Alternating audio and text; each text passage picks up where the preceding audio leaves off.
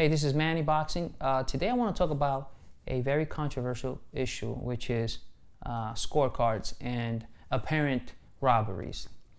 One thing I've learned in life as a math teacher is that people don't understand math and numbers, right?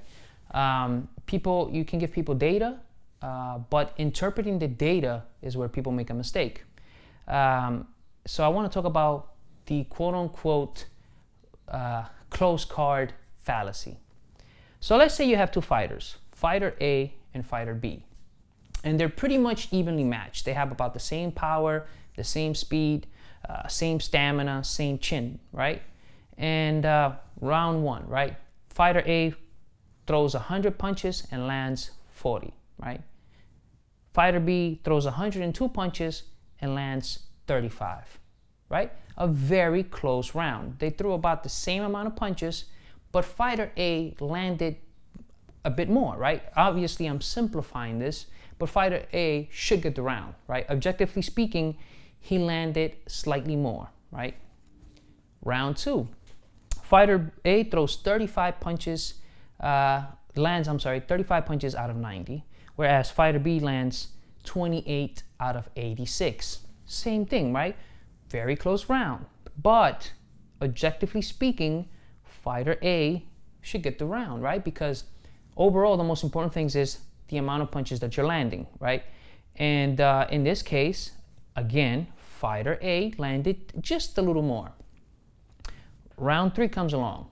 Fighter A throws 110 punches and lands about 46, and then fighter B throws 113 punches but only lands 42. Right? So in this case, fighter A landed 4 more punches. So objectively speaking, fighter A should get the round. And just to keep things simple and short, let's say finally fighter A in the last round throws 87 punches and lands 21, right? And then fighter B throws 98 punches but only lands 13, right? So he threw more, but fighter A landed 7 more punches.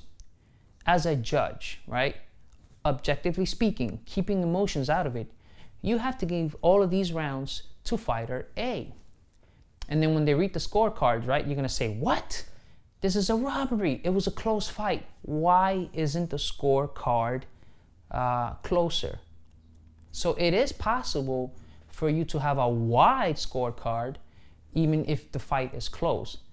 I'm not trying to say that there isn't corruption. Obviously there is corruption. When you have so much money invested, there will be corruption, right? It's inevitable. But what I'm trying to say is that not every case that appears to be corrupt is corrupt.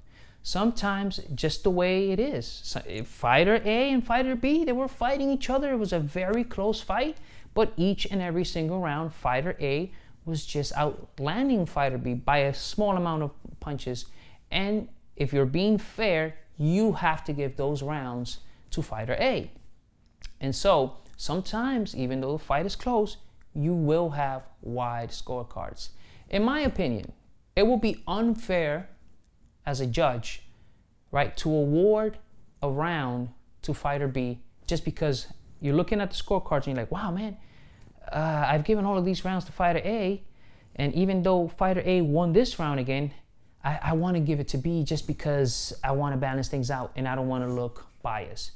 That will be unfair, right? You can't do that, right? And I think this happens too sometimes, where two fighters are going at it, and it's very close, and then the judge might look at the scorecard and says, man, I'm giving this guy 4 rounds already, and it's pretty close.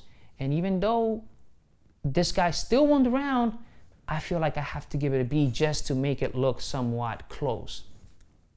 In the scorecards. To me, that's incorrect. You shouldn't do that.